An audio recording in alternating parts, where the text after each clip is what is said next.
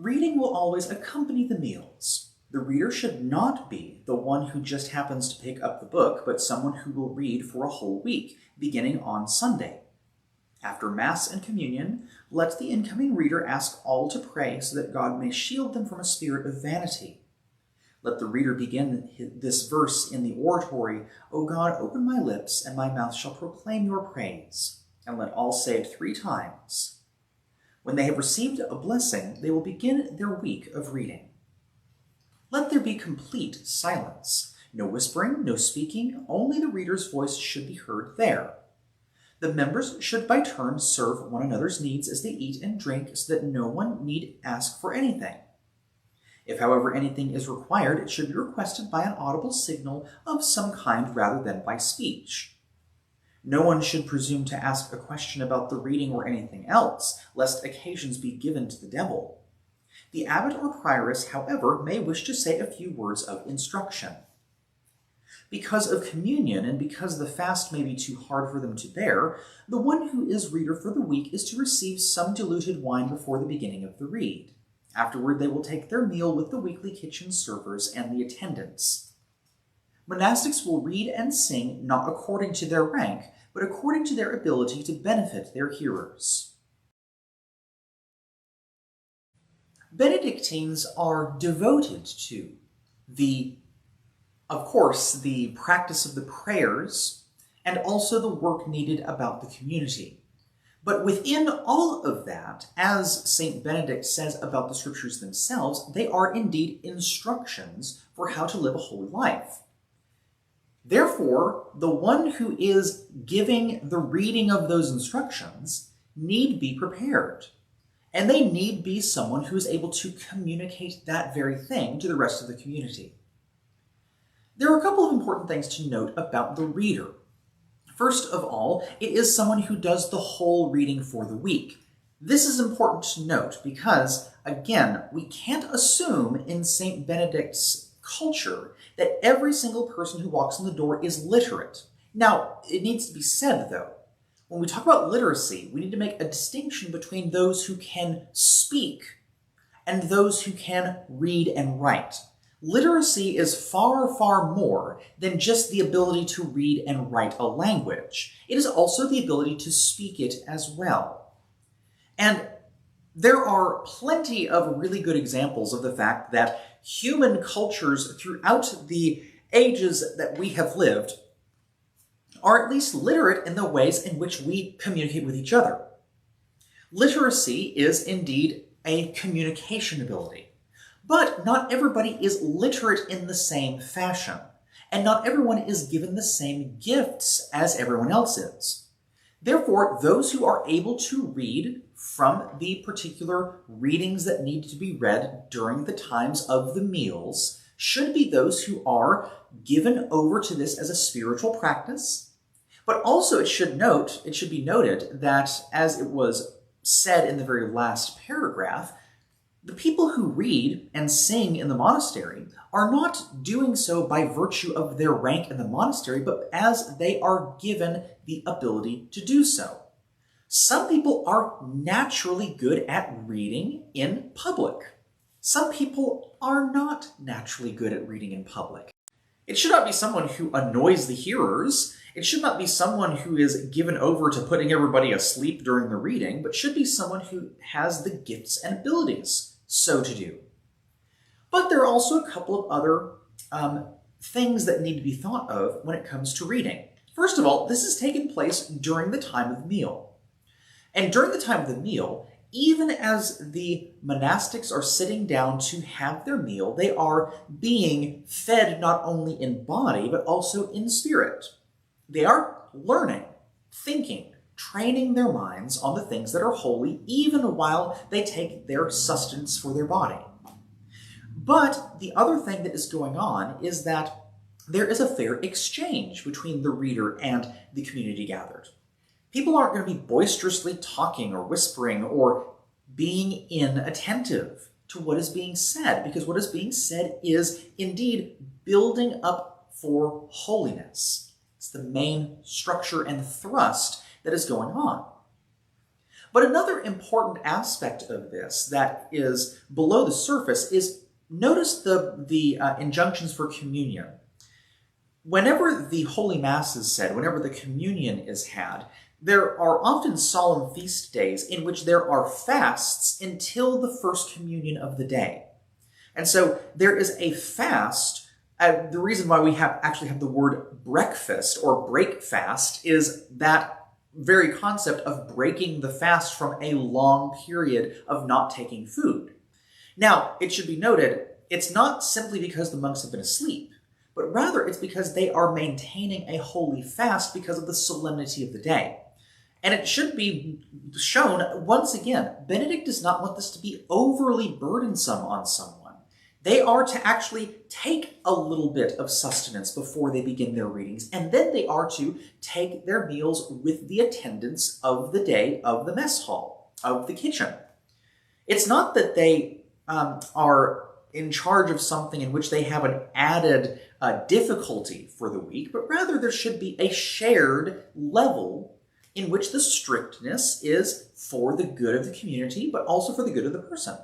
There are places in which there should be provision given for those who have taken on extra responsibility. And one of the most important responsibilities of the person reading during the time is to be edifying in speech. And it's hard to do that whenever you're on an empty stomach after a long fast. For the daily meals, whether at noon or in mid-afternoon, it is enough, we believe, to provide all the tables with 2 kinds of cooked food because of individual weaknesses. In this way, the person who may not be able to eat one kind of food may partake of the other. 2 kinds of cooked food, therefore, should suffice for all, and if fruit or fresh vegetables are available, a 3rd dish may also be added. A generous pound of bread is enough for a day, whether for only one meal or for both dinner and supper. In the latter case, the cellarer will set aside 1/3 of this pound and give it to the community at supper.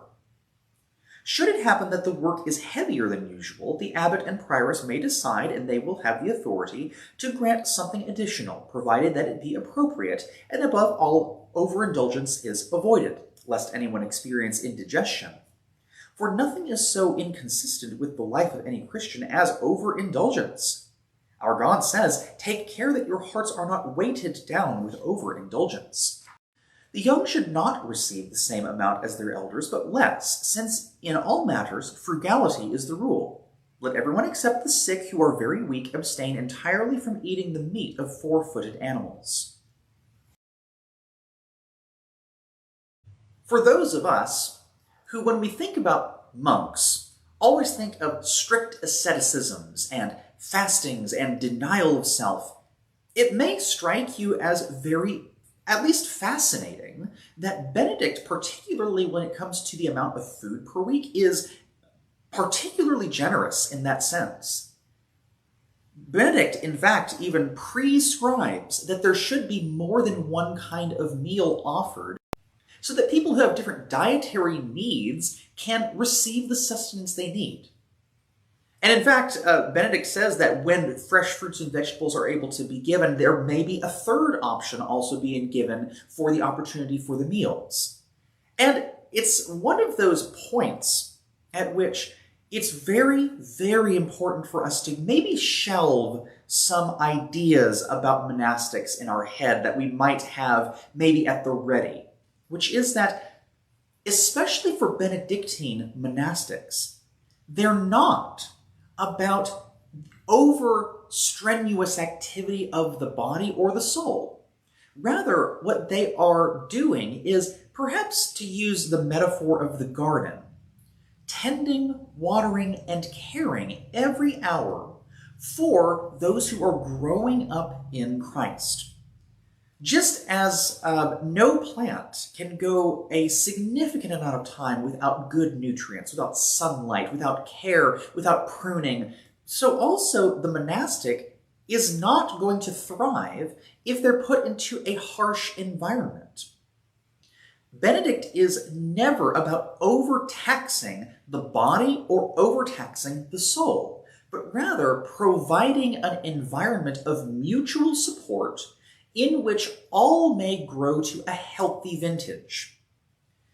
And so, especially when we talk about the kitchen, there is not a withdrawal of food from people. Even, by the way, remember, even those who are excommunicated still receive their meals in the appropriate amount. Even those who are, for lack of a better term, in trouble with the rest of the community are never withheld meals. And it's one of those points that needs to be re-emphasized. Benedict and Benedictine spirituality is never about the withdrawal or harshness that comes with maybe some other practices of asceticism in spirituality, but rather it is an evenness. It is to provide an environment in which people can truly grow in holiness. And it also should be the case that you notice there are some core principles that lend itself towards being very careful about being overly strict. Everyone has a different place where they start and where they are. And rather, the abbot or prioress over and over again are charged not with the strict adherence to the rule as if it can never change, but rather the application of the rule so that the people who are under the rule can have a good environment, a healthy environment for growth. Even when it comes to the allotments of food, there are exceptions to the rule for those who are sick and in need of those particular things. Now, there are also ways in which we don't give ourselves over to overindulgence. We don't overfeed people. We give people the frugality, which is not necessarily the asceticism of not receiving anything, but rather receiving in the proper amount. To be frugal is not to necessarily be poor. Being frugal means using only what you absolutely need. And so that is absolutely what Benedict is about. Use what you need, not what you want, and not to the detriment of your own self or to the rest of the community, but rather take what you need, what is necessary, so that everyone might be provided for. Everyone has personal gifts from God, one this and another that. It is, therefore, with some uneasiness that we specify the amount of food and drink for others. However, with due regard for the infirmities of the sick, we believe that a half bottle of wine a day is sufficient for each. But those to whom God gives the strength to abstain must know that they will earn their own reward. The abbot or prioress will determine when local conditions, work, or the summer heat indicates the need for a greater amount. They must, in any case, take great care lest excess or drunkenness creep in. We read that monastics should not drink wine at all, but since the monastics of our day cannot be convinced of this, let us at least agree to drink moderately and not to the point of excess, for wine makes even the wise go astray. However, where local circumstances dictate an amount much less than what is stipulated above, or even none at all, those who live there should bless God and not grumble. Above all else, we admonish them to refrain from grumbling. There's a recent book by a pediatrician who writes for the New York Times named Dr. Aaron Carroll, and it's called The Bad Food Bible.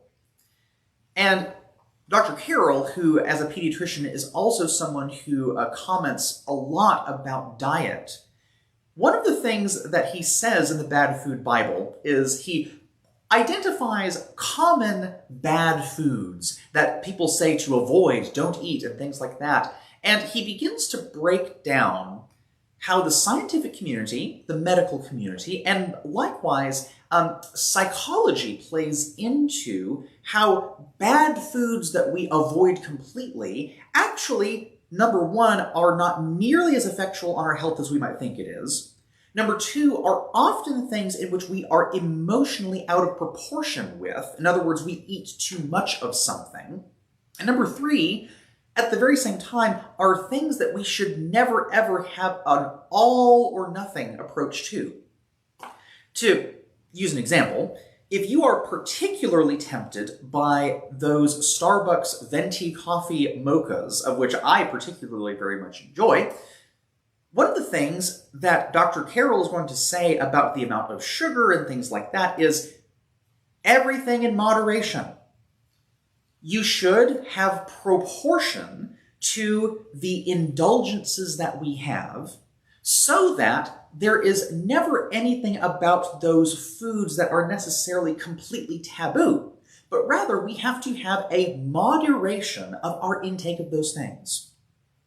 Moderation, as it comes to venti mochas, is something that is a significantly more important moderation than, let's say, bread.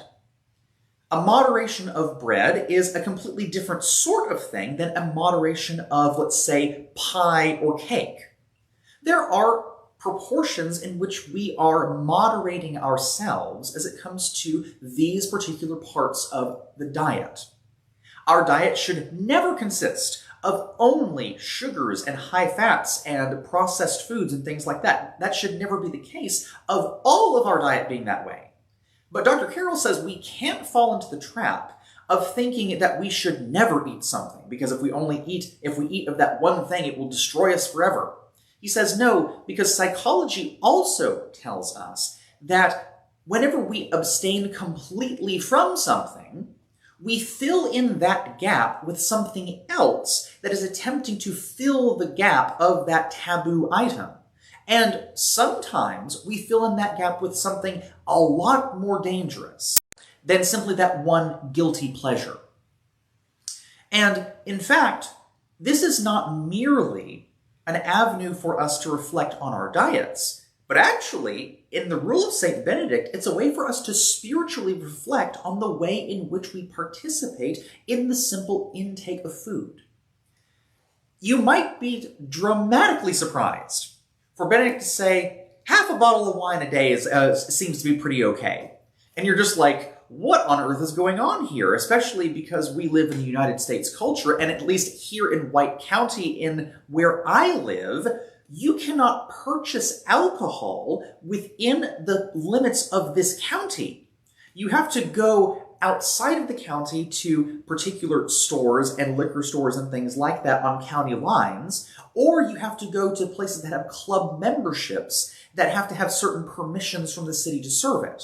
So the ready purchase of alcohol in the local sense is not necessarily the same as other places, but it's even to the point to where St. Benedict does not say we cannot have those particular celebratory things. Wine, in the ancient world as well as the modern world, is a celebratory drink. And St. Benedict says very clearly that these are to be done in the proper moderation, but Benedict never says that one should abstain from it fully, with the exception of when there are major solemnities and there are fasts. Benedict, as Sister Joan puts it, doesn't tell people how to eat, doesn't tell people what to eat even, but rather that what we eat should be done with a spirit of moderation, a spirit that understands the limits of where our mortality can bring us. We are never to overindulge, but in everything we are to be frugal with the ways in which we partake of what we eat. And in that way, Benedict doesn't really put guards on anything when it comes to basic sustenance, but rather that we should be wise in the ways in which we partake of that sustenance. And especially to a culture, especially our culture, that demands we overindulge ourselves, that kind of makes sport about it, about eating too much. We always should have a moderation to what we consume, but there should be room for being able to enjoy the things in which we are partaking of. There's never an asceticism in Benedict's mind that is beneficial when people are solemn, glum, and grumpy. Rather, we should be able to have what we need in the proportions that we need it, but also be able to partake of those things in moderation that are the pleasureful things that we eat. Just as I particularly love me some good bread, doesn't matter what kind of bread it is, I also need to have moderation in how I take it. So also it must be with other aspects of our life and not merely just the food and drink we eat, but everything in moderation before God who gives us what we need.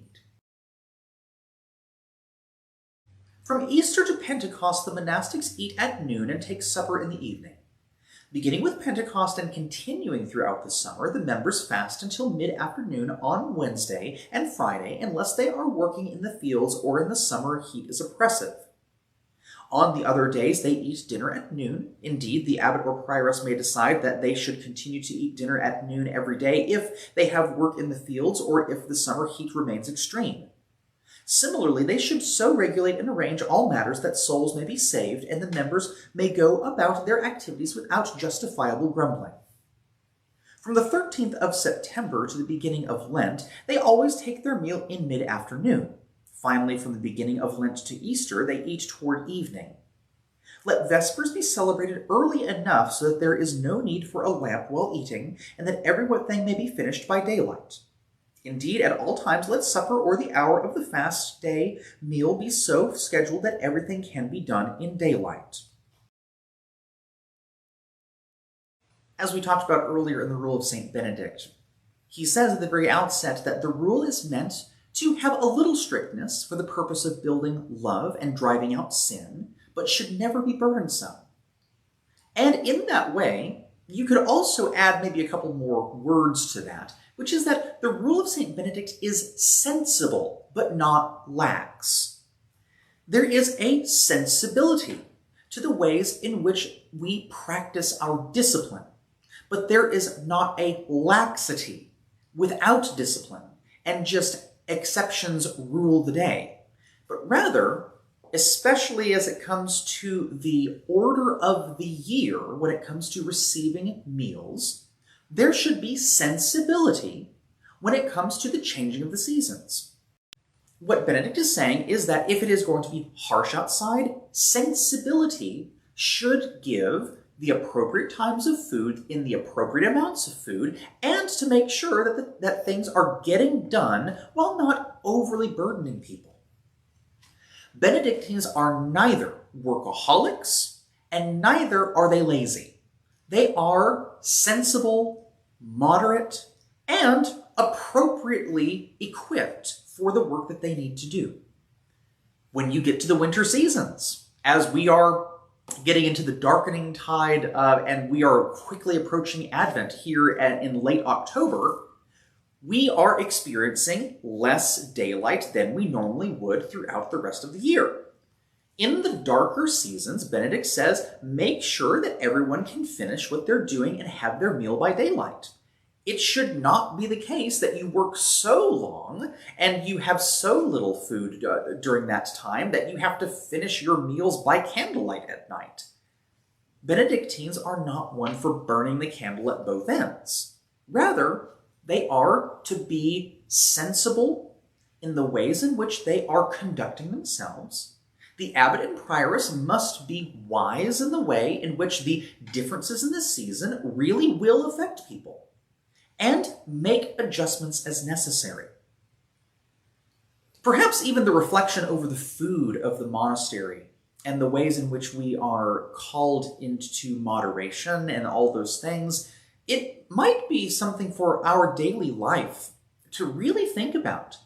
Are we sensible in the ways in which we expect our meal times and the workday to coincide with what we need spiritually? Are we given over to working all day and night and not taking our meals until later? Do we have those days, maybe more often than we like to say, where we don't eat very much at all and therefore our health suffers because of how much we work? Or maybe opposite end. Maybe we are given over to so much overconsumption that our work suffers, that we are actually unhealthy to the point to where we cannot actually do the work that's necessary for our house or at our work. Benedict asks us to be very, very spiritually reflective of the state of our person when it comes to taking what we need for the day, working in proper proportion to what needs to be accomplished, and in all things to be mindful of God in the prayers that we give. Benedictine life might not just be a good descriptor for monastic life, but might be a good descriptor of how we as Christians need to constantly be reflective of our own lives. Monastics should diligently cultivate silence at all times, but especially at night. Accordingly, this will always be the arrangement whether for fast days or for ordinary days.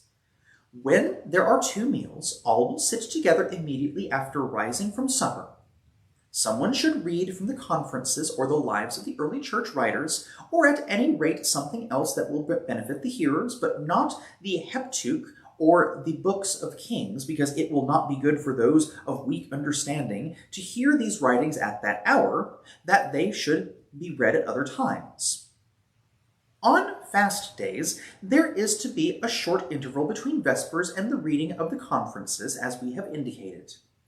Then let 4 or 5 pages be read, or as many as time permits. This reading period will allow for all to come together in case any were engaged in assigned tasks. When all have assembled, they should pray Compline, and on leaving Compline, no one will be permitted to speak further. If monastics are found to transgress this rule of silence, they must be subject to severe punishment, except on occasions when guests require attention or the prioress or abbot wishes to give someone a command, but even this is to be done with the utmost seriousness and proper restraint. There is a wisdom saying of the Desert Fathers and Mothers of the 4th and 5th century that one who is silent exteriorly can be as loud interiorly as the loudest marketplace. But the one who has cultivated inner silence can in fact be in solitary silence before God even in the busiest street. Silence is not merely the absence of noise or distraction. Although it has to include that, silence is something that is a cultivated inner experience, not merely an exterior absence of something. It's hard to denote the demarcation between these two things because we live in a society that is so noisy. Whenever you go someplace in the most normal circumstances, how often is there a TV that has noise going on? How often do we go into an elevator and there's music playing overhead? How often do we go into Walmart and there's just the bustling of the crowd, the noise that goes on? And in fact, even when we go to the department store, such as Kohl's or JCPenney, there are still, even though the textiles among everything is not loud, there's still music playing over the top. We live in a society that is increasingly uncomfortable with no stimulus going around us. And I think it shows up in some very tragic ways in which we have forgotten how to be completely at silence. And likewise, we have forgotten how to cultivate an inner silence that requires us to disconnect from everything around us. Not just the TV and all of the media, but requires us to actually go someplace else.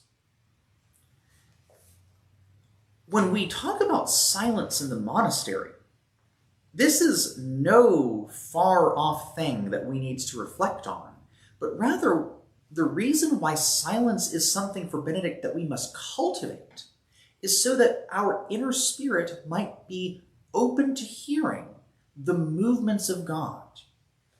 To use the example that Sister Joan uses, is that when we think about the famous passage of Elijah, who wishes to behold the Lord, and there is a whirlwind, but it says God's not in it. There is a loud crashing, God's not in it, and yet then there is a still small voice.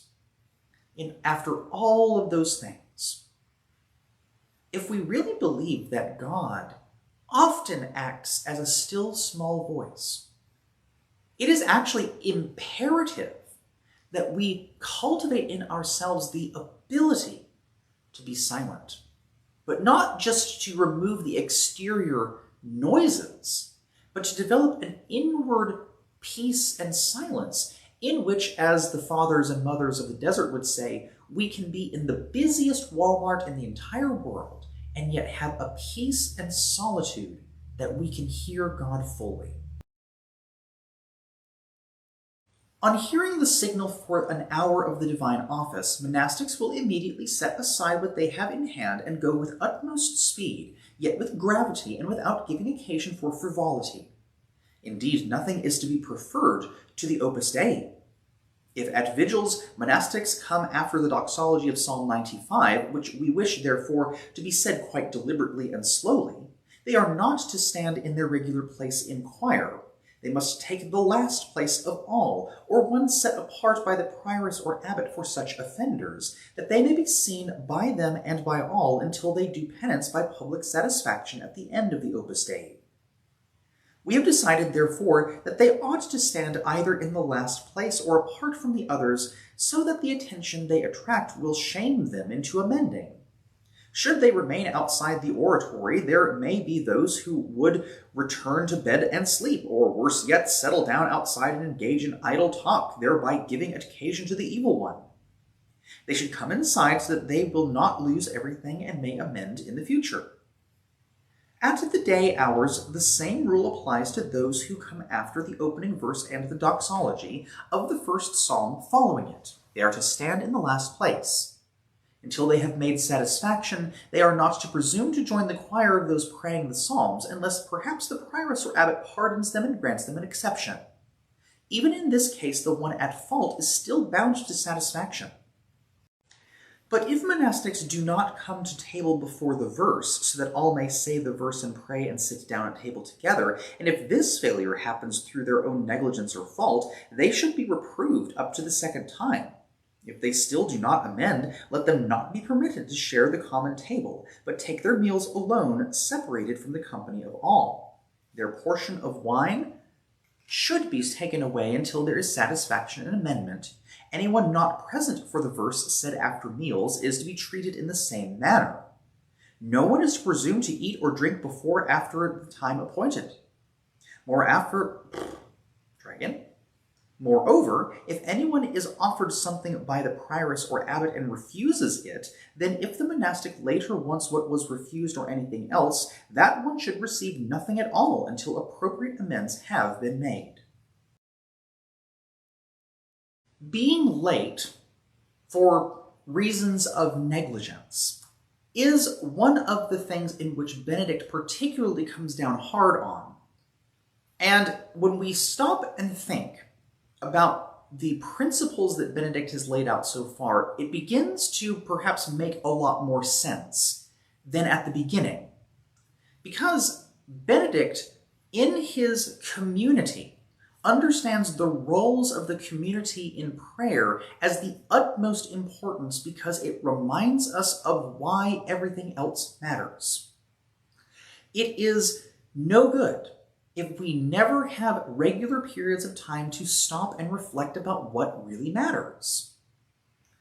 There are perhaps some things we can say about how in our contemporary culture that we have the regular observance of church on Sundays, but it also is the case that if we don't have any time between Sunday to Sunday to really stop, reflect on what really matters, do we really believe in the things in which we say on Sunday at all?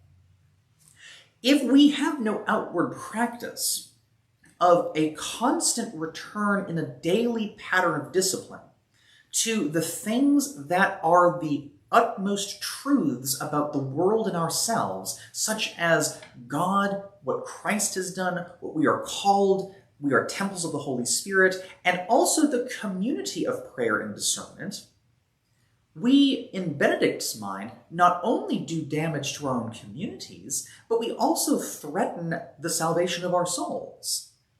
And therefore, in the Benedictine community, to miss out on those times of communal prayer, communal discernment, and communal learning is to also begin to break the community itself.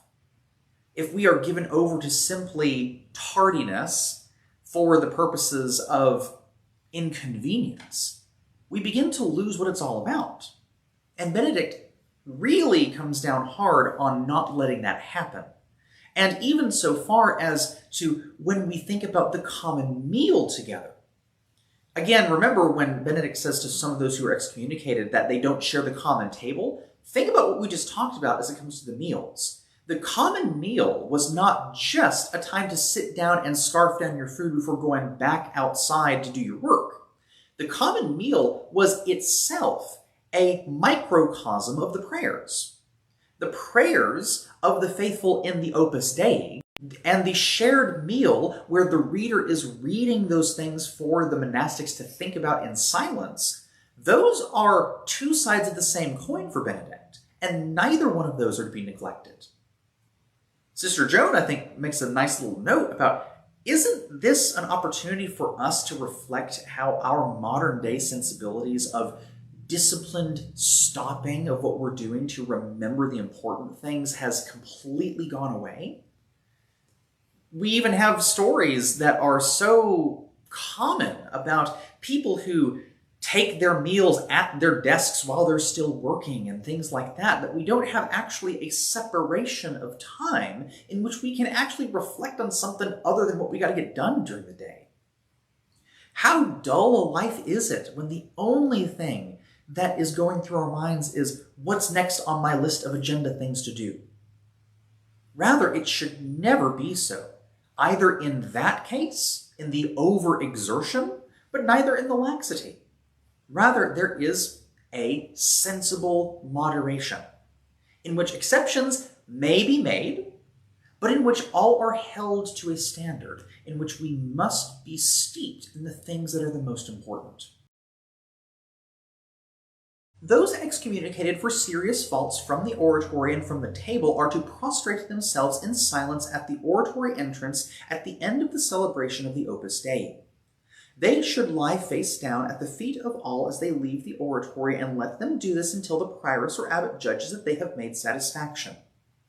Next, at the bidding of the prioress or abbot, they are to prostrate themselves at the feet of the prioress or abbot, then at the feet of all that they may pray for them. Only then, if the prioress or abbot orders, should they be admitted to the choir in the rank of the prioress or abbot assigns. Even so, they should not presume to lead a psalm or reading or anything else in the oratory without further instructions from the prioress or abbot. In addition, at the hours as the Opus Dei is being completed, they must prostrate themselves in the place they occupy. They will continue this form of satisfaction until the prioress or abbot again bids them cease. Those excommunicated for less serious faults from the table are only to make satisfaction in the oratory for as long as the prioress or abbot orders. They do so until they give them blessing and say enough.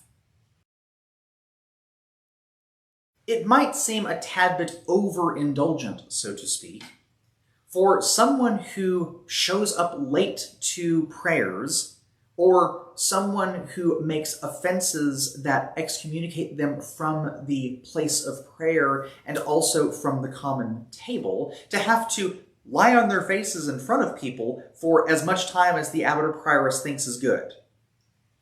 However, just that surface level reading and our assumptions that may come into that are things that we need to more deeply think about, because one of the things that is going on is perhaps the initial understanding we might have is that this is simply a corporal punishment making an example out of someone. But that's not what Benedict says is happening. It's helpful to note that Benedict does not use the words that this is someone who's made example of so that everybody is left in line. Did you hear what Benedict talked about in the previous couple of chapters? He said the people who come in should be in view of the community so that they can be seen and so that they can understand that the community and them have an expectation that they need to make amends for the action that they have taken against the community.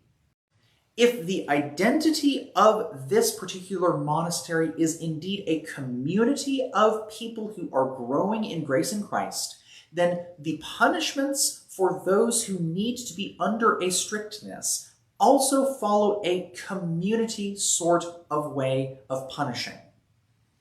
And it should be also noted that Benedict doesn't even use the word punishment in this case. He uses the word to make satisfaction, to, in other words, satisfy the requirements of the individual to the community.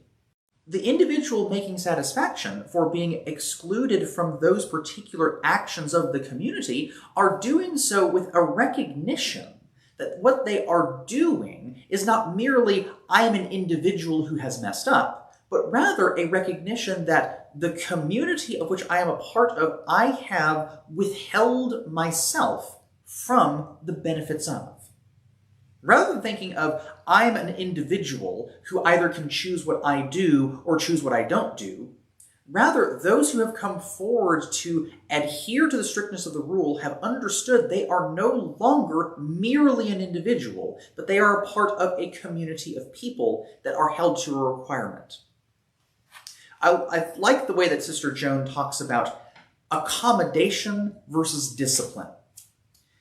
As she talks about, we live in an age, in the 21st century, where there is no such thing as self-penance. There's no such thing as an adherence to a discipline. We are so strictly individual that the discipline we are under is only of our own choosing or our own whims.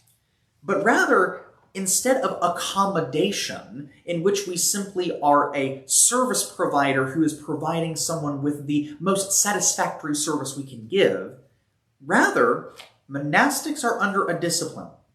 They are understanding that they are growing in something that is going to be hard.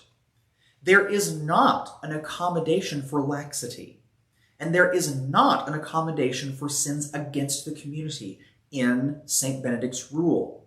Rather, there is a discipline one is under, in which forgiveness, of course, is present in those things. Everybody makes mistakes. However, there is not an accommodation for bad behavior. Instead, we are trying to grow into the stature of Christ. And because of that, we are subject to the discipline of the community so that we might grow in love as those who are being prepared to walk in the ways of Jesus.